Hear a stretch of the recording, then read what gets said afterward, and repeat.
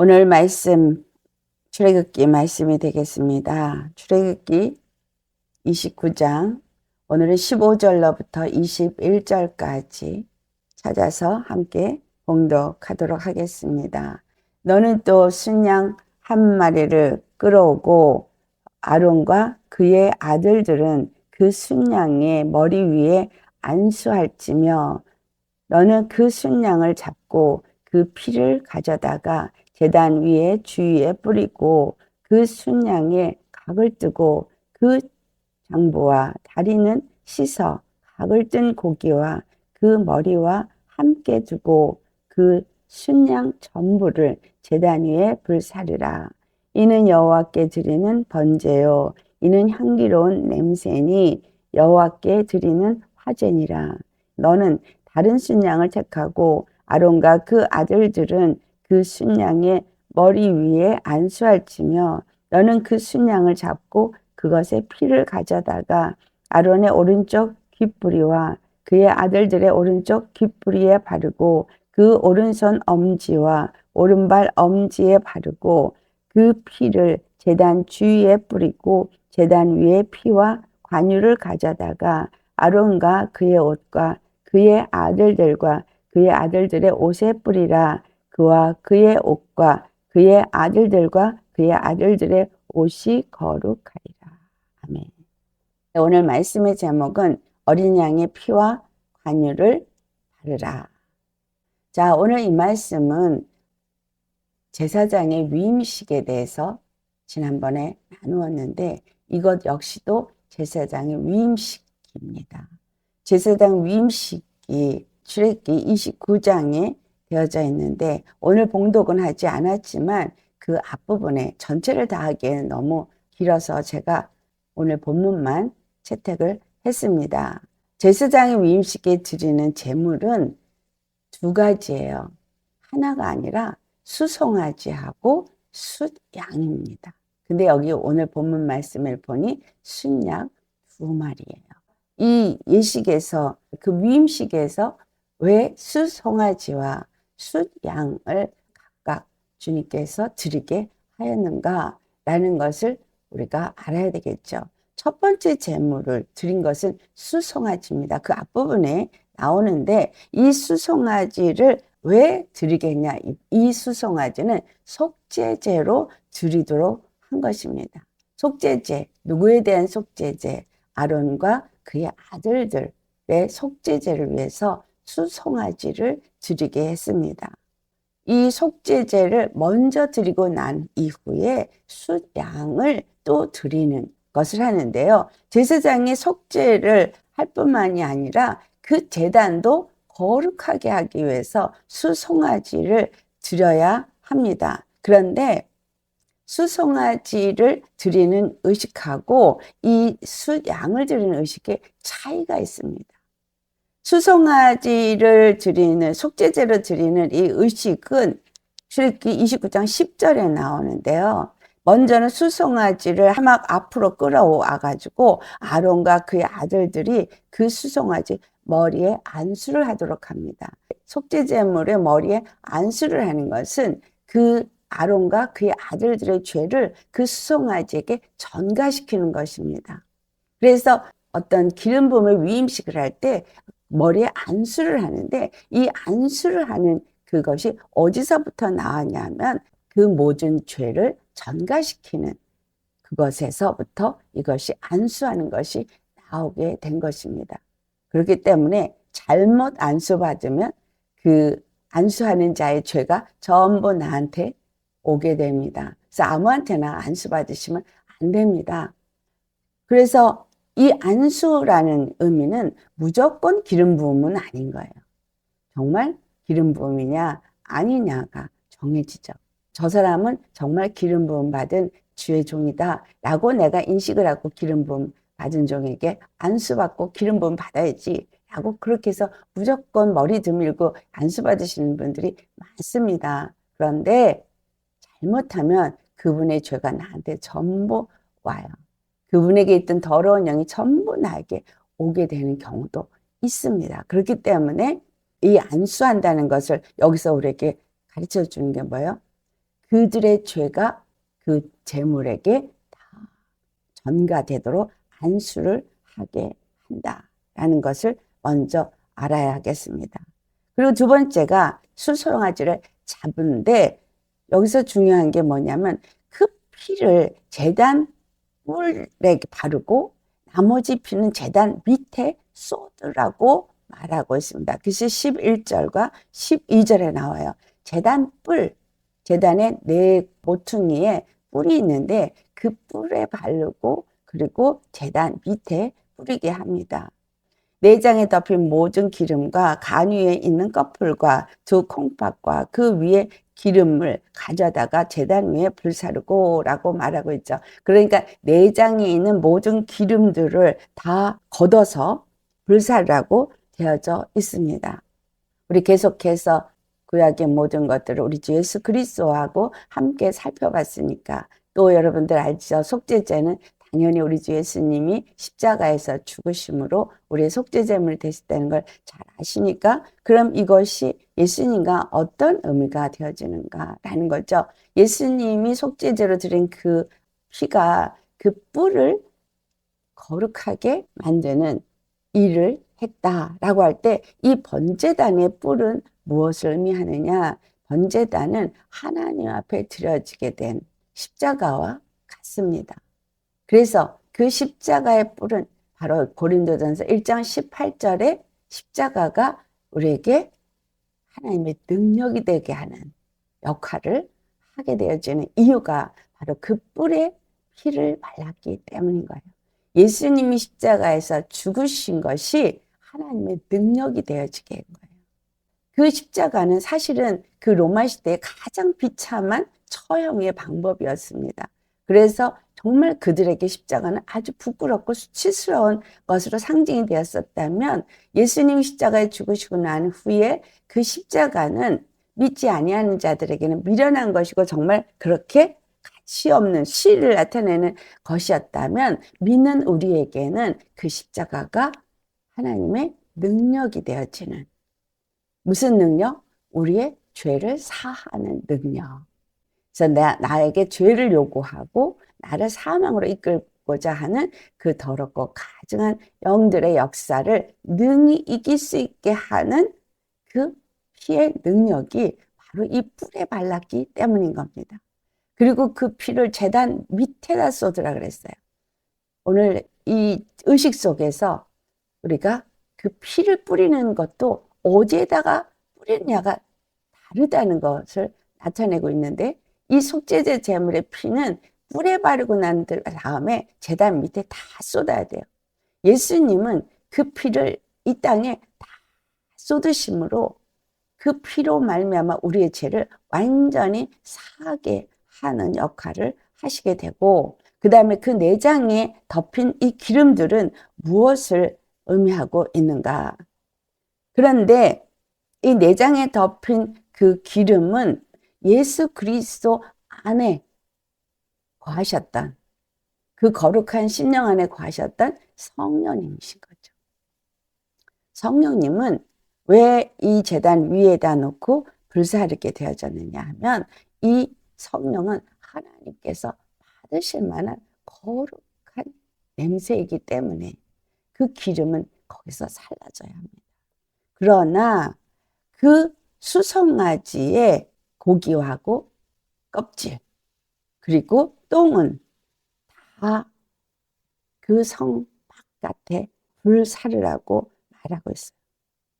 그 성막 진 밖에 진이라는 것은 여기서 말하고 있는 것은 성막이 있고 성막 주위로 이스라엘의 진이 쳐져 있습니다.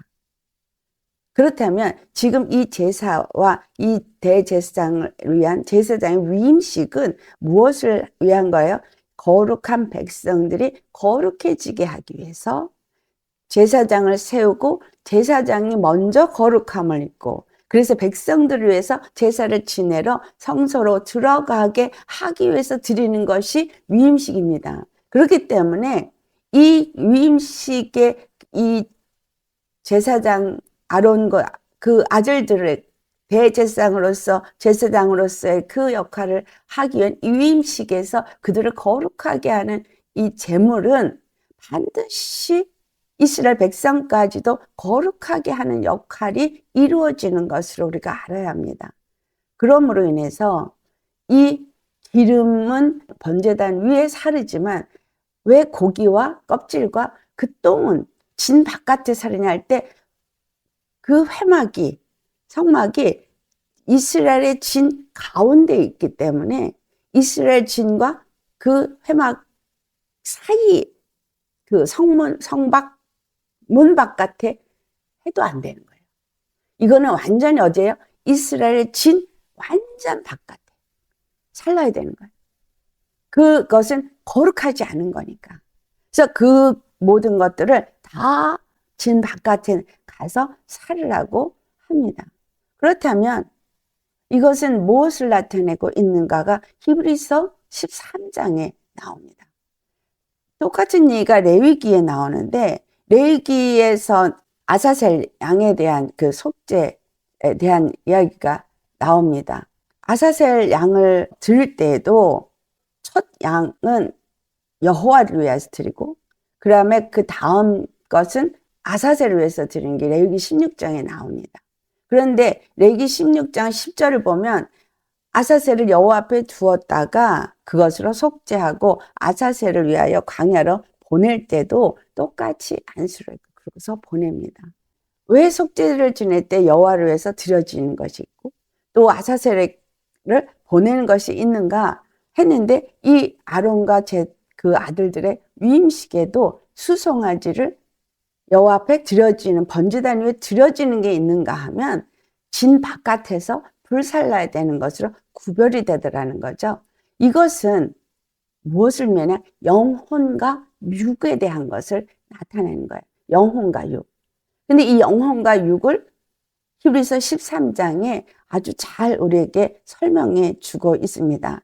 히브리서 13장 11절과 12절을 우리가 함께 봉독하시겠습니다. 이는 죄를 위한 짐승의 피는 대제사장이 가지고 그 성소에 들어가고 그 육체는 영문 밖에서 불사름이라. 그러므로 예수도 자기 피로써 백성을 거룩하게 하려고 성문 밖에서 고난을 받으셨느니라. 여기서 지금 하나님 앞에 올려지는 것과 세상에서 버려지는 두 가지로 나뉘어지는데 예수 그리스도로 히브리 기자는 말해주고 있습니다. 죄를 위하여 짐승의 피를 가지고 대제사장이 성소로 들어간 것처럼 예수 그리스도는 그 기름과 하나님 앞에 드려진 제물로 피를 가지고 하나님 앞에 드려졌지만 그 육체는 완전히 성문 바깥에서 예루살렘 밖에서 드려진 것을 말해주고 있어요. 그래서 그 육체는 영문 밖에서 불살은 이것을 여기서 말해주고 있습니다. 그러므로 예수도 자기 피로써 백성을 거룩하게 하려고 예수도 자기 백성을 거룩하게 하려고 성문 밖에서 고난을 받으신 것이다 라는 것입니다. 그러면 이 드려지는 제사는 무엇을 의미해주고 있느냐? 우리가 예수 그리스도 안에서 왕같은 제사장이라고 말씀을 한다면 우리가 하나님 앞에 이렇게 예배로 드리고 나올 때에 우리가 이 드리는 예배는 성소로 들어가서 성소 사이 휘장이 찢어진 예수 그리스도를 힘입어서 예수님 앞에 나오는 것을 말하잖아요. 그렇다면 에클레시아 교회는 어떤 의미를 의미하고 있느냐라고 하면 예수님이 십자가에서 영문 밖에서 고난을 당하신 것처럼 자기를 드리신 것처럼 그리스도의 교회된 우리는 세상에서는 고난을 받고 세상에서는 하나님의 구원의 역사를 이루기 위해서 하나님의 뜻을 이루기 위해서 드려진 자가 되어야 한다는 거죠. 그리고 우리의 영혼은 주님 앞에 드려질 때 이 기름이 그리고 피와 기름으로 드려진 것처럼 예수님의 피를 힘입고 우리가 주님 앞에 나오지만 반드시 우리 심령이 예수님 안에서 거룩한 심령으로 변화가 되어야 하는 거예요. 그래서 우리 심령 안에 성령이 역사함으로 인해서 예배를 드릴 때 예수님이 찾으시는 예배는 영적 예배라 그랬잖아요. 신령과 진정, 영과 진리로 예배하는 자를 찾으신다 라고 말씀했던 것처럼 이런 자가 되어야 하는 거죠. 우리가 드리는 예배가 영과 진리로 드리고 성령으로 말미암아 드리기 위해서 반드시 우리의 영혼은 씻김을 받아야 됩니다. 에스겔서 36장 25절에서 27절 말씀을 찾아서 우리 같이 봉독하도록 하겠습니다. 맑은 물을 너희에게 뿌려서 너희로 정결하게 하되 곧 너희 모든 더러운 것에서와 모든 우상 숭배에서 너희를 정결하게 할 것이며 또 새 영을 너희 속에 두고 새 마음을 너희에게 주되 너희 육신에서 굳은 마음을 제거하고 부드러운 마음을 줄 것이며 또 내 영을 너희 속에 두어 너희로 내 율례를 행하게 하리니 너희가 내 규례를 지켜 행할지라. 네, 이 말씀은 물로 뿌려서 우리를 정결하게 하고 그 십자가의 도의 말씀 안에서 우리가 우리 자신을 부인하고 십자가에 못 박은 자가 되어질 때에 그 더러운 것들을 제하게 된다는 거죠. 우리 안에 있는 우상숭배, 우리의 마음의 탐심은 우상숭배라고 했죠. 예, 우리의 탐심을 십자가에 못 박고 이 우상숭배한 것들을 다 제거하는, 그래서 우리 심령이 정결하게 되어지는 역사를 이룬다는 거죠. 우리 영혼이 정결하게 되어지고 새 영, 즉 하나님의 성령을 우리 안에 부어주심으로 우리가 새 마음을 갖게 됩니다. 그래서 내가 주님 안에서 예배 드릴 때는 예수 그리스도 안에서 굳은 마음을 가지고 드리는 거나 육체가 원하는 어떤 탐심을 가진 상태에서 예배를 드리는 그 예배를 주께서 받으시는 것이 아니고 오직 심령으로 새롭게 되어진 자, 그래서 성령 안에서 새 영을 우리에게 부어주어서 그 성령 안에서 그 율례와 규례를 지키도록 하는 그것이 예배이잖아요. 그래서 주님 안에서 그렇게 드려진 자들에게 주님이 만나 주실 수 있게 되는 거죠. 그래서 제사장의 위임식에 반드시 그 피를 뿌려야 되고 제단에 바르고 그리고 그 기름만을 번제단에서 사른 이유는 피와 성령으로만 예배를 드려질 수 있다라는 거예요. 그래서 우리가 예배 드리기 전에 반드시 나의 모든 육적인 것들을 회개해서 다 십자가에 못 박고 예수님의 피와 성령을 힘입어서 주님 앞에 예배를 드리는 영과 진리로 드려지는 예배가 되어야 하고, 하나님은 그렇게 드릴 때 이것이 영적 예배가 되어져서 받으실 만한 예배다. 이것이 하나님 앞에 드려지는 향기로운 예배다라는 거예요. 우리의 육체도 똑같이 예수님이 그 영문 밖에서 고난을 당하신 것처럼 우리 또한 그렇게 되어야 한다라는 것을 지금 이 히브리서 13장에 또 말해주고 있습니다. 13절에 그런즉 우리도 그의 치욕을 짊어지고 영문 밖으로 그에게 나아가자 라고 말하고 있어요. 우리도 그의 치욕, 십자가에서 죽으시는 치욕 이전에 조롱당하고 침뱉음 당하고 그 주먹으로 뺨을 맞고 그런 많은 치욕을 육체로 계신 동안에 짊어지셨습니다. 그래서 우리는 예수님 안에서 이사야서 53장 3절에서부터 5절 말씀을 빗대어서 하는 말이 예수님이 다 짊어졌기 때문에 우리는 어떤 고통도 하나도 당하지 않는다라고 가르친다면 그것은 잘못된 것입니다. 다시 말하면 이것을 설명을 제대로 풀어서 한다면 예수 그리스도 안에서 그 모든 일을 당하셨기 때문에 우리의 죄를 위하여서 그가 찔리시고 우리의 허물을 위해서 그가 상하셨지. 그리고 그가 채찍에 맞음으로 우리가 육체의 나음을 입었고 그가 이 땅 가운데서 그 육체로 당한 모든 것들 때문에 우리가 그 모든 것에서 자유함을 얻었다는 건 맞습니다. 그래서 정말 예수 그리스도가 나를 위해서 죽으시고 십자가에서 죽으시고 부활하셔서 하늘에 오르시고 우리에게 정말 구주가 되셔서 성령을 보내주셨기 때문에 나는 그 모든 죄와 사망과 저주에서 자유함을 얻은 자가 되었습니다. 그렇다면 우리 심령의 영혼이 자유함을 얻어야 되는 거예요. 심령의 자유함을 얻은 자는 그 제단의 뿔에 그 피를 바르고 예수님이 그 피를 번제단 밑에 다 버린 것처럼 그렇게 십자가의 능력을 힘입은 자가 되어야 되는 거예요. 십자가의 능력이 어떻게 해서 우리에게서 나타나요? 내가 십자가에 죽을 때, 그리고 예수님이 부활하신 것과 합하여 연합하여질 때, 죽으심과 부활을 연합할 때 그의 죽으심과 합하여서 내 육체의 사람이 죽고 그의 부활하심과 합하여서 그 생명으로 내가 사는 자가 되어지는 겁니다. 그 말씀이 로마서 8장에 7절 말씀, 육신의 생각으로는 하나님을 기쁘게 할 수 없는 원수가 되어진다고 말하고 있습니다. 육체의 사람은 육체의 생각을 하고, 육체는 항상 육체가 기뻐하는 것만을 하기 때문에 하나님과 원수가 되어지는 거예요. 하나님과 원수가 되어지기 때문에 육체는 십자가를 못 박아지는 거예요. 그렇다면 히브리서 13장 13절에 말한 것처럼 우리가 정말 예수 그리스도가 받은 그 치욕을 우리도 짊어지고 영문 밖으로 그에게 나아가자. 자, 육체로 죽으신 예수 그리스도가 영문 밖에 버려지셨다는 거죠. 그 십자가에 버려지신 거예요. 죄에 대해서 버려지신 거예요.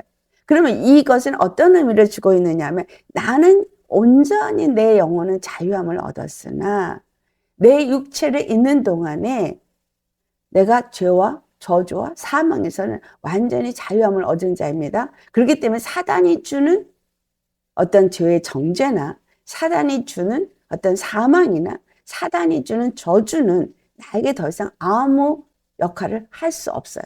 어떤 힘도 발휘할 수 없습니다. 그런데 육체에 있는 동안에 예수님 십자가에 죽으셨어요. 육체에 있는 동안에 고난도 받으셨어요. 이것을 히브리서 13장 13절에 말하고 있는 거예요. 다시 말하면 영혼들을 위해서 그의 백성들을 거룩하게 하기 위해서 그들이 이 땅에서 당할 모든 고통을 그가 짊어진 것처럼 우리가 예수 그리스도 안에서 하나님 앞에 드려지는 자가 되어질 때 자기를 부인하고 십자가를 지고 예수님이 가신 그 십자가의 길을 따라가기 위해서는 자기 십자가를 지고 따라가는 것처럼 매일매일 내 안에서 올라오는 나의 죄성을 짊어지고 싸우면서 그 십자가 길을 가야 되는 부분이 바로 세상의 영혼들을 구원하기 위해서 내가 주님의 일을 감당하고자 할 때 내게 맞닥뜨려지는 사건들이 되어지고 상황이 되어지기 때문인 겁니다. 우리가 혼자서 고요하게 집에서 기도만 하고 있으면 부딪힐 일도 없고 더러운 것이 나타날 일도 없습니다. 내가 정말 다 죽고 정말 나는 거룩한 자인 것 같습니다. 그러나 세상에 나가서 세상 사람들과 맞닥뜨리고 어떤 상황을 맞닥뜨릴 때 거기서 올라옵니다. 내 안에서 있는 두려움, 내 안에 있는 분노, 내 안에서 올라오는 교만, 내가 칭찬받고 싶어하고 인정받고 싶어하는 이런 육체의 사욕과 정욕의 그런 어떤 남보다 내가 더 잘 살고 싶고 남보다 내가 더 잘나고 싶고 남한테 인정받고 싶고 하는 이런 모든 것들이 결국은 내 안에 있는 탐심이고 그것이 바로 내 안에 있는 교만이라는 것을 거기서 발견하게 됩니다. 그때 내가 예수님이 십자가에 지신 것을 붙잡고 거기서 내가 죽어지는 그것이 바로 영문 밖에서 예수 그리스도와 함께 나도 죽는 겁니다. 결국은 죄에 대해서 죽는 거죠. 육체의 사람에 대해서 죽는 거죠. 또한 그것은 나를 그렇게 분내게 하고 나의 죄성을 드러나게 한 그 사람 영혼을 구원하기 위해서 그 모든 일을 하는 겁니다. 그래서 주님은 우리가 에클레시아 교회, 즉 예수님 앞에서는 거룩하게 나의 영혼이 그 핏부림으로, 그 거룩한 기름으로 아버지 앞에 드려질 만한 예배를 드리지만, 바깥으로 나아가서는 복음을 전하기 위해서 예수님이 그 영문 밖에서 고초를 당하셨던 것처럼 우리도 그 일을 당하는 것을 스스로 자처한다. 그래서 사도 바울이 그가 주께 받은 바 그 사명을 감당하기 위해서는 자기 생명을 조금도 귀하게 여기지 않는다라고 말한 것 같이, 예수님의 그 십자가의 은혜와 사랑과 그 능력을 아는 사람은 자처해서 영문 바깥으로 나아간다라는 거예요. 그 예수님이 짊어지신 그 치욕을 내가 스스로 찾아서 그 길을 간다는 겁니다. 예수님의 복음을 받고 우리가 지상대 위임령을 받은 자라고 하면서 육체의 것을 여전히 버리지 못하고 있다면 우리는 길을 갈 수가 없는 거예요. 그래서 에클레시아 교회가 되어진 우리는 바로 예수님 앞에 예배 드릴 때는 영혼으로만 드려지고, 성령 안에서 그 피와 성령으로 드려지고, 세상 밖에서는 무엇을 해야 되는 거예요? 끊임없는 나 안에서 죄가 올라오는 것을 로마서 8장 10절에 말한 것처럼, 그리스도께서 너희 안에 계시면 몸은 죄로 말미암아 죽은 것이나 영은 의로 말미암아 살아있는 것이니라. 그러니까 의로 예배를 드리고 육으로는 죄에 대해서는 계속 죽는 거고, 세상에서 죽는 것이고, 또한 그 다른 영혼의 구원을 위해서 죽는 것을 나타내고 있다라는 겁니다. 그래서 이 속죄제가 분명하게 내가 죄와 사망에서부터 건짐을 받고 죄사함을 얻었다라는 것은 우리에게 나타나는 양상은 두 가지, 영혼과 육이 완전히 분리되어진 그 삶을 산다라는 거예요. 예배의 삶은 영혼이 거룩하게 되어진 하나님 앞에 온전히 드려지는 핏부림과 그 기름의 성령의 역사하심 안에서 드려지지만, 육은 완전히 세상 가운데서 하나님의 뜻을 이루기 위해서 예수님이 세상에서 그 영문 밖에서 고초를 당하신 것처럼 나도 자처해서 그 길을 가는 자가 완전히 속죄함을 얻은 자에게 나타나는 현상이다 라는 겁니다. 자, 그러면 두 번째로 오늘 우리가 읽었던 본문에 어린 양의 피와 그 관유를 바르는 의식을 행합니다. 이것은 그러면 무엇을 의미하느냐? 두 번째 드려지는 제물은 순양 2마리예요. 근데 이 2마리의 순양은 아론과 그의 아들들이 제사장에 무엇을 위한 거냐? 바로 인침을 받는 의식인 거예요. 다시 말하면 이 순양이 아론과 그의 아들이 인침을 받게 되어지는 그 의식이라면 우리에게는 어떤 의식이 되어지겠어요? 우리가 하나님의 아들이라는 것을 인침받는 의식이라는 거예요. 그러니까 수송아지를 드리는 의식과 순양을 드리는 의식은 분명하게 뭔가 다른 의미를 주고 있다는 걸 아셔야겠습니다. 그래서 우리로 하여금 죄사함을 얻게 하기 위한 속죄제물을 드려졌는가 하면, 거룩한 하나님의 백성, 거룩한 하나님의 자녀가 되어지는 예수 그리스도로 말미암아서 제사장의 직분을 가진 자로서 하나님의 뜻을 이루는 자로 구별되어지는 그것은 이 순양의 의식 속에서 이루어지는 것입니다. 그래서 우리가 예수님이 내 죄를 사해줬다고 하면서 믿고 내가 이제 거룩한 제사장이 되었다라고 막 얘기하면 안 되는 거예요. 두 번째 이 순양의 의식이 반드시 치루어져야만 정말 위임받은 제사장이 되는 거예요. 오늘 여기 본문을 보니까 그렇죠.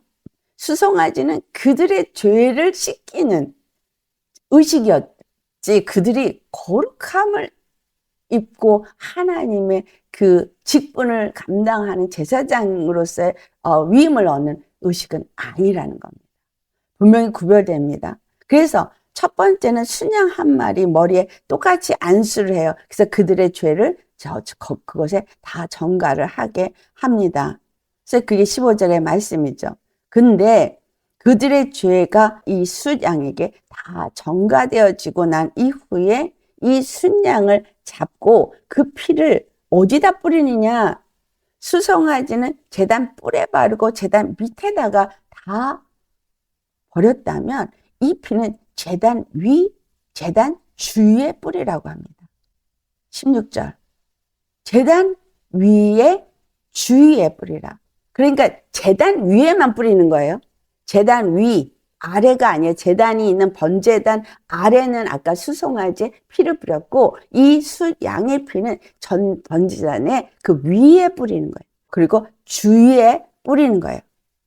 그렇다면 이 번제단이 거룩해지는 일은 이 지금 순양의 첫 번째 순양의 피인 거예요. 십자가가 능력이 되게 했을 뿐만이 아니라 십자가가 바로 거룩한 하나님의 피뿌림이 되어지는 것을 무엇을 의미하고 있느냐? 그것은 곧 우리가 거룩한 피뿌림을 받은 이 육체 자체가 우리가 육체일지라도 거룩한 피뿌림을 받은 거룩한 존재라는 것을 나타내 주고 있습니다.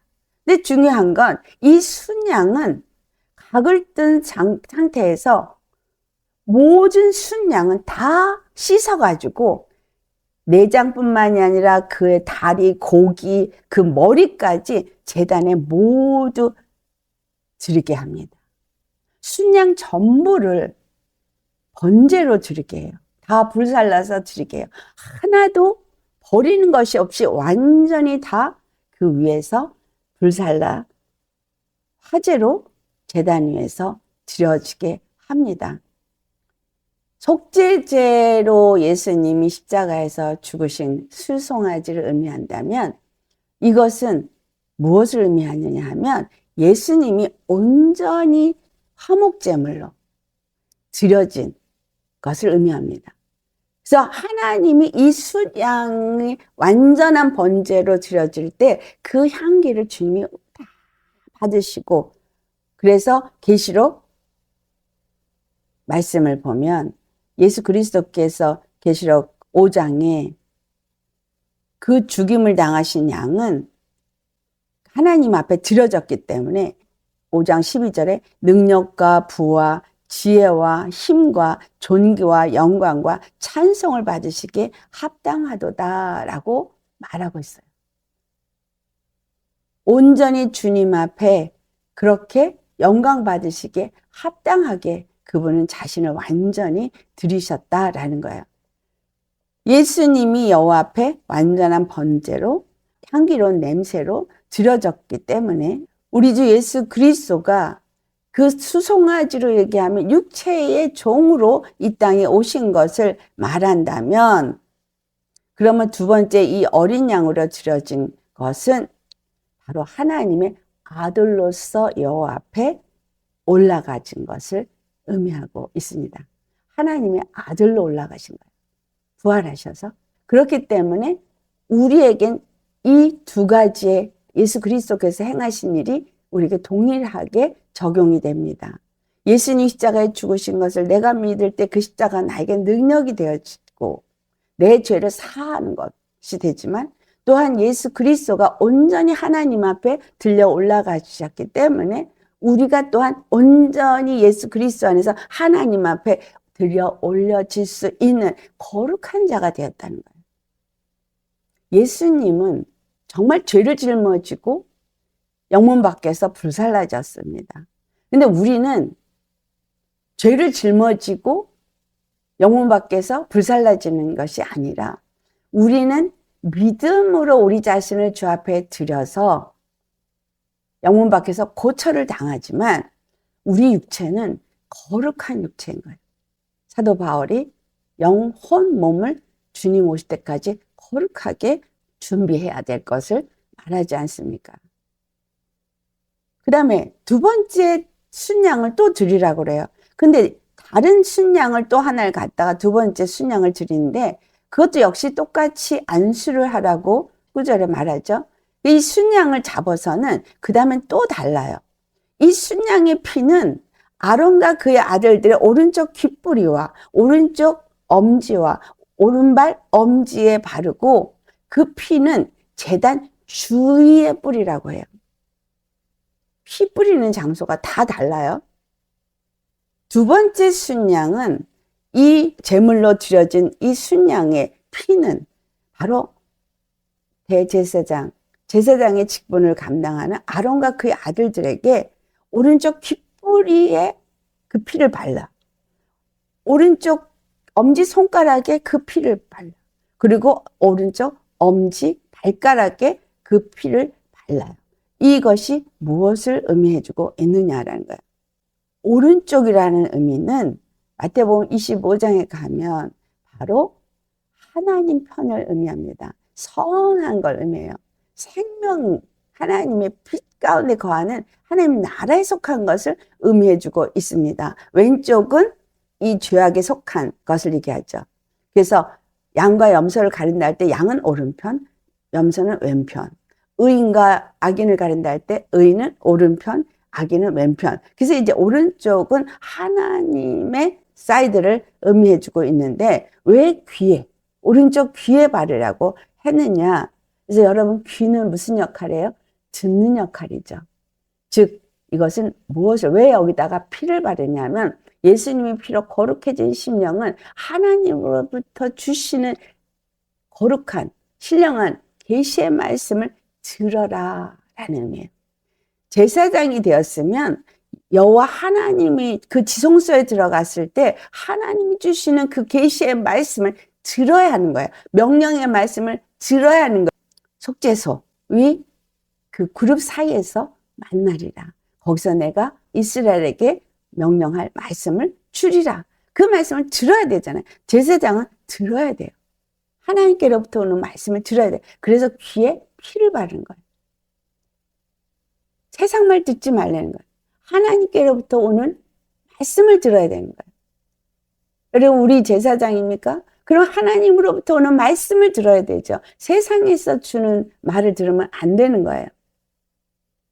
세상의 사람들이 하는 말에 휘둘려도 안 되는 거죠. 주님이 주시는 말씀만을 듣고 주님이 인도를 받아야 되는 거예요. 그래서 엄지손가락, 손가락의 오른쪽 하나님 사이드에 엄지는 손가락을 대표하는 이 엄지손가락에 피를 바르는 거예요. 이 말의 의미는 주님 안에서 우리가 무슨 일을 하든 성령이 우리를 인도하셔서 거룩한 길을 갖고 거룩한 뜻을 이루는 일에 우리가 손의 수고를 하는 자라는 거죠. 대제사장이 그 지성소로 들어가기 위해서 제사 드리는 모든 일을 할 때 그는 하나님이 지시한 대로 그대로 순종하면서 그 모든 일을 해야 합니다.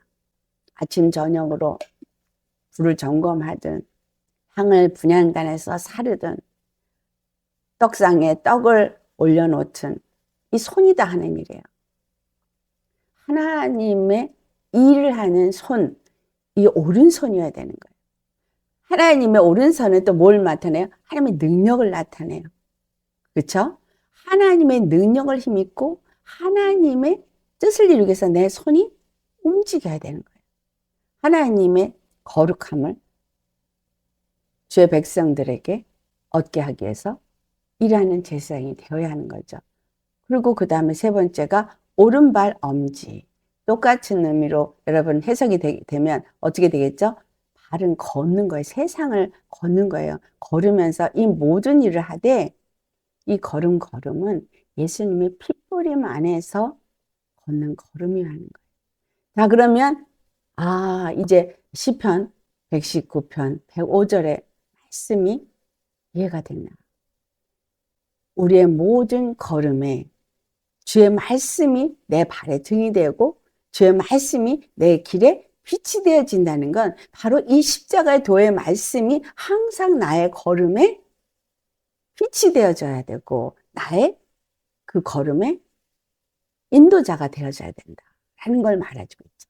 하나님의 말씀, 십자가의 도의 말씀이 피 뿌림으로 인해서 내가 주님의 일을 위해서 어디를 걸어가든 무엇을 하든 거기서는 하나님의 그 뜻과 그 영광이 나타나는 발걸음이 되어야 한다는 거예요. 그래서 마태복음 25장에 오른편에 가게 하는 그 34절에 나타난 의인은 뭐였죠? 소자에게 냉수 한 컵이라도 준 사람. 감옥에 갇힌 자를 돌아보고 헐벗은 자를 돌아보고 굶주린 자를 돌아보고 그 모든 것을 예수님이 나를 위해서 한 것으로 하고 그들을 가지고 오른편에 서게 합니다.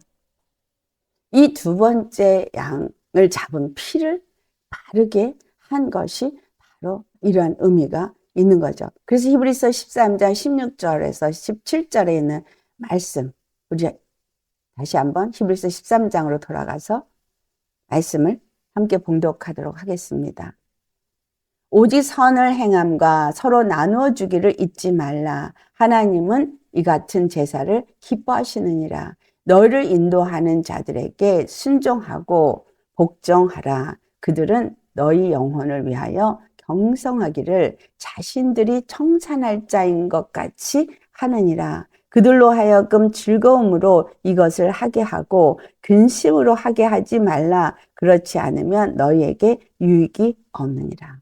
지금 대제사장이 피를 바르고 이스라엘 백성들을 위해서 위임식을 받아서 대제사장으로서 성소 안으로 들어가는 이 모든 것을 준비한 것처럼 우리가 예수님의 제사장으로서 그렇게 피뿌림을 받고 그 피를 바른 오른쪽에 귀에 귀뿌리에 바르고 오른쪽 엄지손가락에 피를 바르고 오른쪽 엄지발가락에 피를 발랐다면 선을 행하고 주 안에서 하나님의 뜻을 이루기 위해서 서로 나누면서 그리스도의 몸된 교회를 세우라는 거죠. 이웃 사랑하기를 하라는 거예요. 대제사장은 무엇을 위해서 제사장의 위임식을 하는 거예요? 백성을 위해서요. 우리가 오늘 왜 제사장의 역할을 받은 하나님의 자녀가 되었어요? 백성들을 위해서예요. 그러니까 이웃을 사랑하는 건 의무입니다. 해도 되고 안 해도 되는 게 아니라 해야 되는 건 거예요. 그래서 예수님이 영혼 밖에서 고초를 당하셨거나 성령 안에서 하나님 앞에 온전히 드려지신 거나 우리가 바로 그의 안에서 그를 본받고 그를 따라가는 그의 제자라면 우리가 똑같은 그 이웃 사랑하기를 백성들의 거룩함을 있게 하는 일을 위해서 나를 내어 드린다는 거예요. 노력이 아닌 내 심령이 십자가가 세워진 그런 심령은 내 안에서 영혼이 거룩함을 입고 영혼이 정결함을 입었고 영혼이 나의 의나 나의 육의 정욕을 따라 사는 자가 아니기 때문에 이 모든 것을 자연스럽게 내 것을 내 이웃과 나눌 수 있는 자가 되어질 수 있다는 거죠. 그 일을 여기서 뭐라고 말해요? 제사로 표현하고 있어요. 하나님이 이 같은 제사를 기뻐한다. 그렇기 때문에 이제 너희를 인도하는 자들에게 순종하라고 복종하라고 말하는 거예요. 왜? 너희를 인도하는 그 먼저 예수님 믿고 먼저 제사장의 그 직분을 감당하는 자들에게 순종하고 복종하라. 왜? 너희 영혼을 위해서 자기 자신을 죽은 자 같이 청산한 자 같이 그렇게 너희를 인도하는 자이기 때문이다 라고 말하고 있어요. 그래서 주의 정이 제대로 바르게 그 영혼들을 위해서 자신을 내어놓을 때 그들도 또 그것을 배워서 그들도 똑같이 그렇게 그 먼저 가신 그 주의 종을 따라 또 순종하고 복종하며 그들도 그 길을 가게 되잖아요. 그러니 먼저 가신 이가 누구예요? 예수 그리스도잖아요. 그래서 우리는 예수 그리스도가 가신 그 길을 우리도 본받아서 가야 되는 거예요.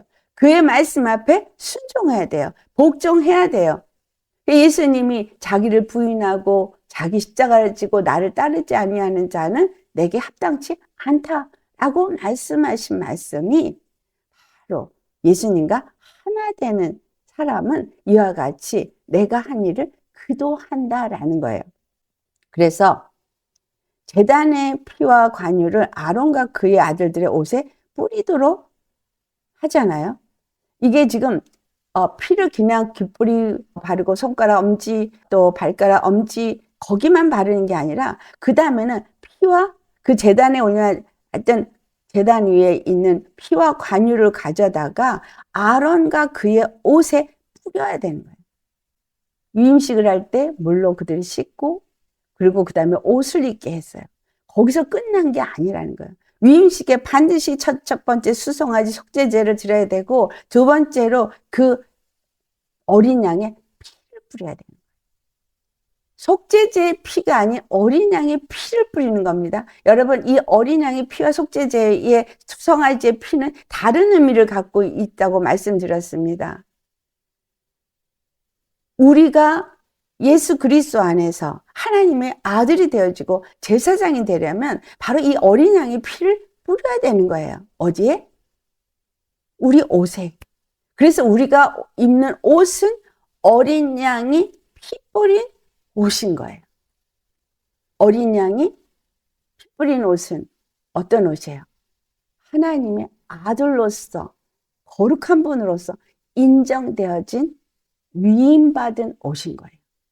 확실하게 죄인이 아닌 것으로 거룩한 자인 것으로 하나님의 아들인 것으로 위임받을 때 뿌려진 피인 거예요. 십자가에 죽으신 예수님은 죄인처럼 죽으셨어요. 그는 하나님의 아들인 것 같지가 않았죠. 죄인처럼 죽으셨어요. 우리의 죄를 위해서 대신 죽으신 거예요. 그러나 부활하신 예수님은 어린 양으로 하나님 앞에 드려주신 거예요. 그리고 그 어린 양의 피로 우리를 사서 하나님 앞에 드리신 것이 계시록에 나와서 계시록 7장. 이 순양의 피가 한 마리도 아니고 두 마리를 가지고 분명하게 이 두 마리가 각각의 역할이 달랐더라는 거예요. 하나는 우리 그 피로 어떻게 제사장직을 감당해야 되는지를 말했다면 두 번째는 확실하게 거룩하다고 위임을 받게 하는 그 피뿌림인 거예요. 근데 여기에는 피뿌림만 있는 게 아니라 관유를 같이 뿌리게 해요. 우리는 예수님의 피로 죽으셨다라는 그 한쪽의 개념만 가지시면 안 되는 거예요. 내가 예수님이 십자가에서 피 흘려 죽으신 건 내 죄를 위해서 죽으신 거지만 그 다음에 예수님은 또한 나를 거룩하게 하고 나를 하여금 하나님의 아들, 하나님의 거룩한 백성이 되었다라는 것을 위해서도 피를 뿌리셨다는 거예요. 그것뿐이 아니라 우리에게 거룩한 자가 되었다고 인정할 때 예수님이 죽은 자 가운데서 성령이 그를 부활케 하신 것처럼 우리에게 성령을 보내주셔서 기름을 우리에게 뿌리셨잖아요. 여러분, 피 뿌림만 얻은 게 아니라 우리는 성령의 기름도 관유도 뿌려졌어요. 그래서 이 어린 양의 피 뿌림은 우리로 하여금 바로 거룩한 내 아들이야, 거룩한 백성이야, 거룩한 제사장이야 라고 위임해주는 피 뿌리는 것이고 그것에 대한 확증은 성령의 임재 속에서 관유가 뿌려질 때, 그래서 이 피와 관유를 뿌릴 때 아론과 아론의 옷, 아론의 아들들과 아론의 아들들의 옷이 거룩해진다. 그들이 입은 옷이 거룩해지는 거예요. 그러니까 우리가 입은 그리스도의 옷은 피로만 입는 게 아니라 반드시 성령으로 입어야 되는 거예요. 여러분, 우리가 입은 의의 옷, 하나님의 아들이라고 인정받는 옷, 그 기업으로 입게 되는 이 옷, 이것은 성령이 인쳐주셔야만 되는 거예요. 그래서 제가 설교는 수송아지의 의식과 두 양의 의식을 따로 다 설명을 했지만 오늘 본문은 메인입니다. 그 본문의 의미는 뭐에 대한 거예요? 바로 하나님의 아들이고 거룩한 직분을 받은 제사장으로서 완전히 인쳐주는 의식이라는 거예요. 근데 그 의식은 어린 양의 그 피만이 아니라 관유도 반드시 같이 뿌려져야지만 그가 거룩하고 그가 입은 옷이 거룩해진 거예요. 우리가 거룩하고 우리가 입은 옷이 거룩하다라는 것은 성령까지 함께 보증이 되어져야만 되는 거예요. 거듭남의 의미는 죄에 대해서 죽은 것은 수송아지의 피예요. 거듭남은 하나님의 아들로서의 거듭남은 그 어린 양의 피와 그 관유로 말미암아서 거듭난 자가 되어지기 때문에 물과 성령으로 거듭나야 된다라는 말이 적용이 되는 겁니다. 그런데 그 예수 그리스도의 흘린 피가 항상 나의 길을 주장해야 되고 나의 손을 주장해야 되고 나의 발걸음을 주장해야 한다는 거예요.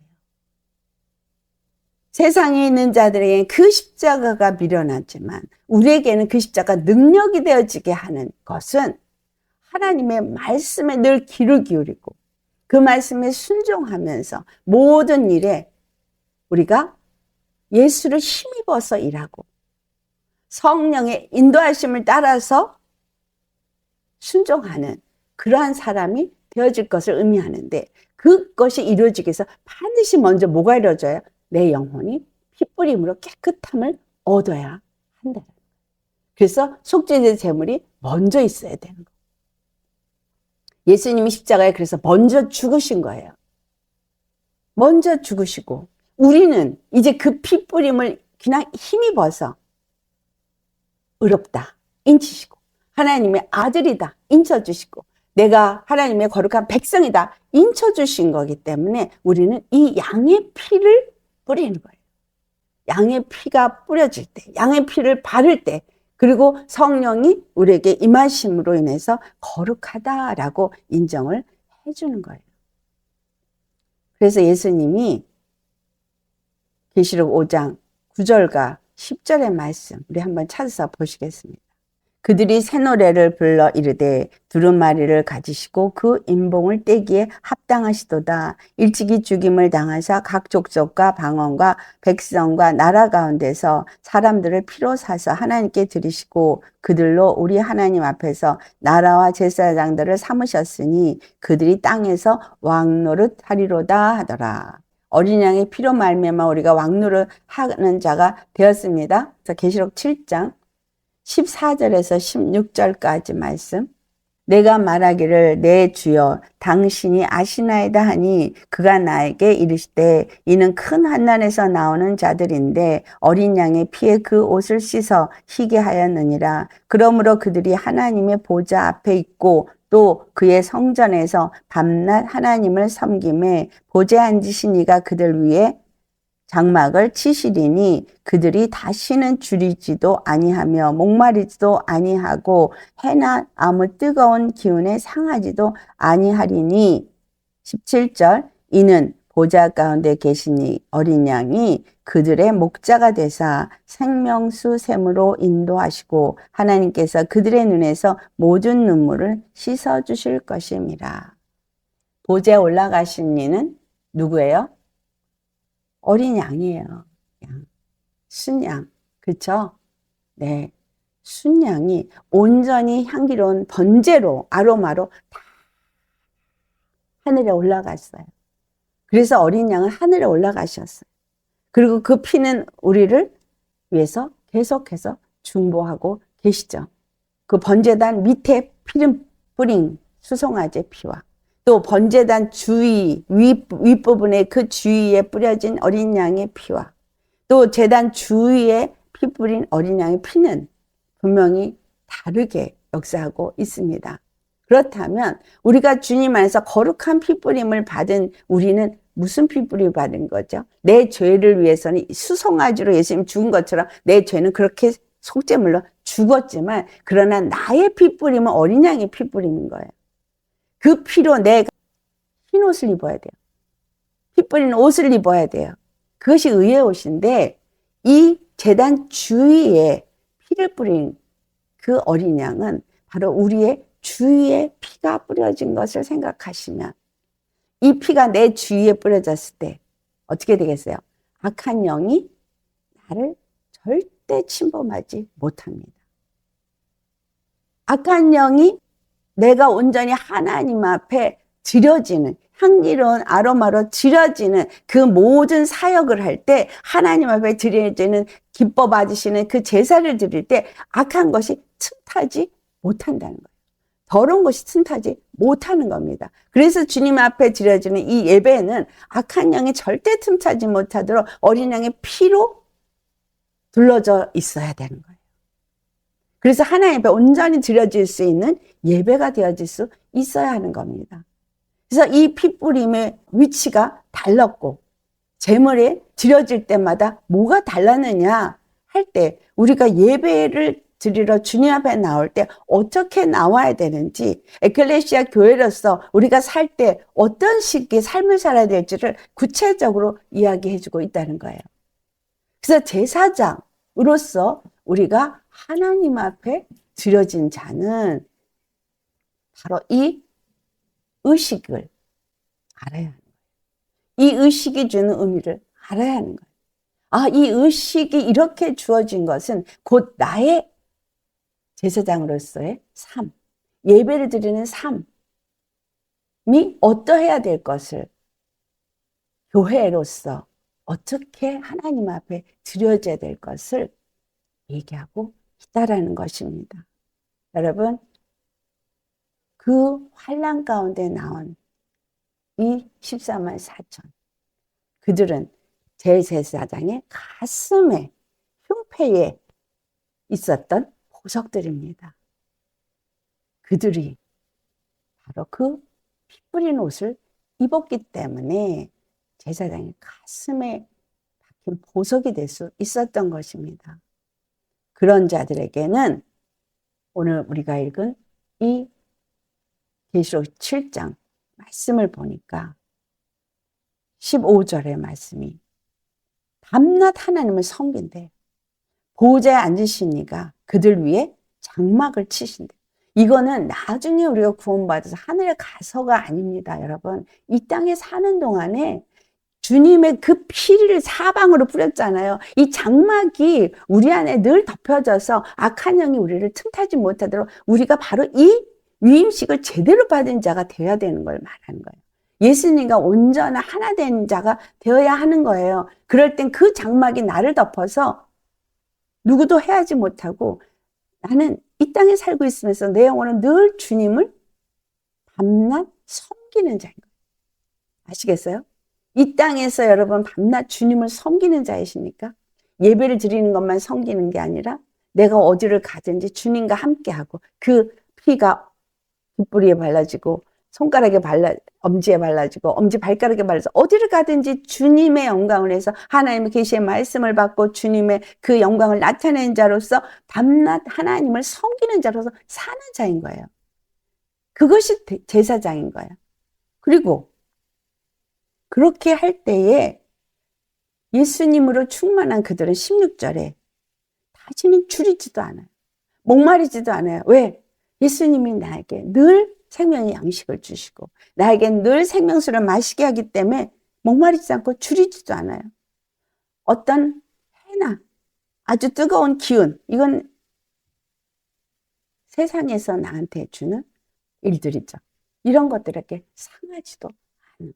그럼 내가 상한다. 그러면 내가 제대로 제사장 위임식이 안 이루어졌구나 하는 걸 아셔야 돼요. 주님이 그들을 위에 장막을 펴시고 그들의 목자가 되셔서 늘 생명체 섬으로 인도한다니까 그 눈에서 눈물이 다 씻겨져서 항상 기뻐하고 주님 안에서 쉬지 않고 교제하므로 기도하고 범사에 늘 감사하는 이런 사람이 되어지는 겁니다. 제사장의 위임식이 주는 이 제물이 우리에게 아주 구체적으로 예수님 안에서 구원받은 우리가 어떤 자가 되어야 되는지를 말해주고 있습니다. 여러분, 예수님은 수송아지로만 드려진 것이 아니라 이 위임식의 두 양이 준 역할을 보니까 우리에게 어떤 예수님으로 만나줘야 할지를 말해주고 있습니다. 죄를 위해서 죽으신 예수님은 그렇게 내 죄를 가지고 죽으셨어요. 그래서 나는 예수님이 완전히 자기 자신을 다 버리시고 영문밖에 고난받은 그것에 효력을 받은 자는 이제 주 안에서 그 양의 피를 뿌리고 그 관유를 받은 자로서 하나님의 아들이 되어진 자로서 하나님의 거룩한 백성이 되어진 자로서 왕같은 제사장이 된 자로서 이제 그분의 영광을 나타내는 자로 이 땅 가운데 사시는 제사장이 되어야 되는 거예요. 백성들을 구원하고 주께로 인도해서 그들도 거룩한 백성이 되어지도록 하는 일을 하는 자로 살아야 한다는 겁니다. 그 역할이 목회자만이 아니라 바로 예수 그리스도의 그 피로 또 성령의 기름 부음으로 위임을 받은 자들이 그 일을 해야 한다라는 것입니다. 그래서 그냥 옷만 입혀준 것이 아니라 그 옷에 반드시 어린 양의 피와 관유가 뿌려져야 합니다. 매일같이 그들이 이 위임식을 한 자들이 또 그것을 해마다 했어요. 왜냐하면 자기 죄를 기억하기 위해서. 근데 예수 그리스도 안에서 여러분 우리가 십자가에 나와서는 무엇을 기억해야 해요? 내 죄를 기억하는 게 아니라 예수님이 죄사한 은혜를 기억해야 돼요. 내 죄가 사함 받은 것을 기억해야 돼요. 십자가 앞에 나오는 우리는 내 죄사함 받은 것을 기억하고 내가 어떤 삶을 살아야 되는지를 기억해야 해요. 지금 사순절 기간이죠. 예수님이 그 고난 당하신 거, 내 죄가 완전히 사함을 받도록, 내가 완전히 그 죄와 저주와 사망에서 자유함을 얻도록 예수님이 그 모든 것을 영문 밖에서 그 고초를 당하셨어요. 그 수모를 당하셨어요. 우리가 비록 이 땅에서 정말 수모를 당한다 할지라도 바로 사도 바울의 고백처럼 무엇 때문에 나를 부르신 자의 그 사명을 감당하기 위해서 저와 여러분을 주님은 무엇으로 부르셨어요? 무엇을 하도록 부르셨어요? 그 부르심에 은사적인 부분에서는 차이가 있을 수 있지만 목적인 부분에서는 동일합니다. 성도를 온전케 하는 것. 그리스도의 몸된 교회를 세우는 것. 만인 제사장이라는 얘기는 만인들을 구원하게 하는 그 일을 해야 하는 자라는 것. 이 위임을 우리가 받았습니다. 받았다면 오늘 이 양의 의식 속에서 나에게 주신 메시지를 온전히 받으셔야겠습니다. 반드시 여러분 무슨 말을 들어야 돼요? 하나님으로부터 주신 말씀. 그리고 그 십자가의 능력을 힘입고 예수 그리스도를 힘입어서 말에나 일에나 예수님을 힘입어서 행하고 모든 행보가 정말 예수 그리스도 십자가의 그 길을 가신 일을 나도 따라서 그 길을 가는 사람은 기꺼이 영문 밖에서 그 수모를 그 고난을 당하고자 나아간다는 거예요. 내 사명을 완수하기 위해서 하나님 안에서 그 일을 기꺼이 하는 자가 되겠죠. 이 위임식이 그러한 위임식이라는 것을 우리가 알아야 하겠습니다.